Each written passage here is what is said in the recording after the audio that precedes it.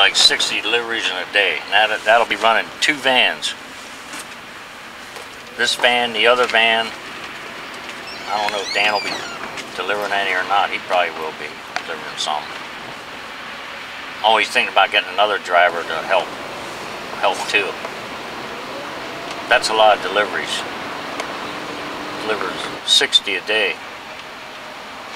You know you deliver, you drive all day and deliver that many, especially in these kind of weather conditions. Really tough. And this job here, people are always happy to see you. They like getting flowers. I've never had a bad customer.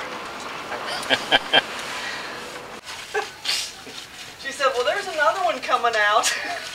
She said, you might want to tell them, you know, put the right address on it. And when you get done at the end of the day, you feel like you're still driving. That's how bad it is. We always get them delivered. One way or the other, they get there.